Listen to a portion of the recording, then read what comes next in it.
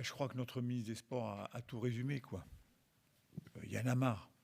Franchement, quand vous vivez ça en direct, c'est terrible. Quand le lendemain matin, vous le revivez une deuxième fois, avec le recul, c'est encore pire, parce qu'on a des images qui sont terribles. Et, enfin, franchement, on va en parler, on va rentrer dans le détail, mais c'est plus possible, quoi. C'est pas possible de... Le football, c'est un sport, c'est un jeu, on accueille des familles, des enfants. C'est plus supportable. Ben vous avez, alors déjà, la problématique de vente. On nous a dit, mais pourquoi vous avez vendu les places? On n'a pas le droit, juridiquement, de ne pas vendre les places. Bon, je ne vous cache pas qu'au stade où on en est là, je ne sais pas quelles sont les sanctions si on n'autorise pas les ventes, mais je me pose la question de savoir s'il faut faire des ventes, même si on est sanctionné. Je ne sais pas par quoi, on va se renseigner, mais à un moment, on se dit c'est pas possible d'accueillir comme ça des... Alors bien évidemment, je ne critique pas les 8 000 ou les 10 000 Allemands. Il y avait des gens très bien certainement là-dedans. C'est des gens qui ont passé la journée et la nuit précédente à boire. Bon, on voit bien ce qui s'est passé dans la ville déjà auparavant. Ils sont partis de la place Masséna pour aller au stade à pied.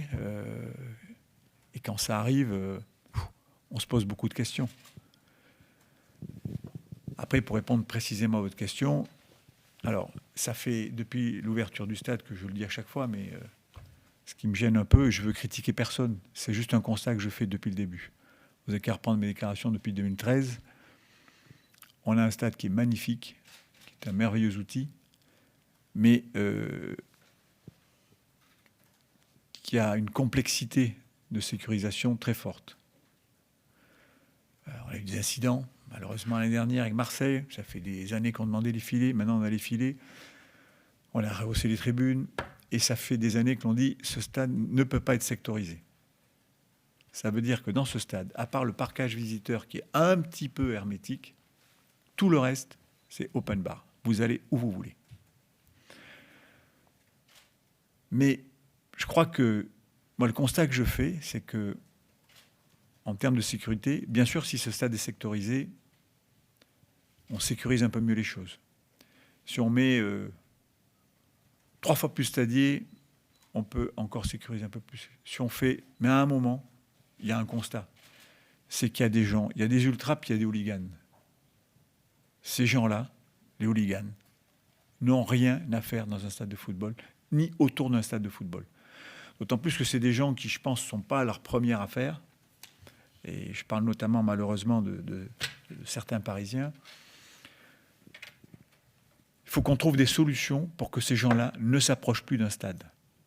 Un stade, ce n'est pas un défouloir, ce n'est pas un lieu de combat, c'est un lieu de partage et de sport. On en est très, très, très, très loin. Et je vous dis, j'espère que cette sectorisation, on en parle depuis longtemps. Alors on me dit qu'elle n'est pas faisable. La conception du stade. La mairie notamment n'y est pour rien, c'est la conception du stade. Je me souviens d'une phrase que m'avait donnée quelqu'un qui a réalisé ce stade pour me dire, j'ai dit, mais attendez, là, comment on va faire pour sécuriser ce stade? C'était plutôt les gens vont s'adapter au stade et pas l'inverse. On est quand même avec, je ne sais plus combien ils étaient, 8 000, 9 000 Allemands qui sont arrivés en masse. Nous, on a un escalier qu'on leur a consacré pour les filtrages avec nos stadiers, avec des CRS. On a essayé de faire un filtrage de ça pour que ça... On n'a pas ouvert tout de suite les portes. Et puis quand on est ouvert, ça a été... ouais, ils ont tout cassé. Non, mais nous, on est locataires du stade. Enfin, je ne veux pas revenir en arrière. On a des fois été entendus, bien sûr, mais souvenez-vous nos sièges au départ. Nos sièges au départ, quand ils sont livrés, je dis, si on laisse ces sièges-là, qui sont tout neufs, hein, je dis, vous avez des armes. On l'a dit pendant 1 an, 2 ans. Et puis un jour, j'ai envoyé des courriers. Puis un jour, j'ai fait une réunion sur place avec tous les gens compétents en la matière. Et je leur ai dit, voilà ce qui va se passer un jour. Coup de pied donné dans un siège qui explose, parce qu'ils étaient très fragiles, une arme. Si quelqu'un tombe là-dessus, se tue, il y a un mort. Ça a été un combat, on a été entendu, on a changé tous les sièges. Et pour tout le reste, c'est pareil. Je n'ai pas l'autorité ni la capacité à sécuriser ce stade ou quoi. Ce n'est pas dans mon ressort, je n'en ai pas le droit, mais je dis que ce stade, encore une fois, c'est un formidable outil, mais il est quasiment impossible à sécuriser dans sa configuration actuelle.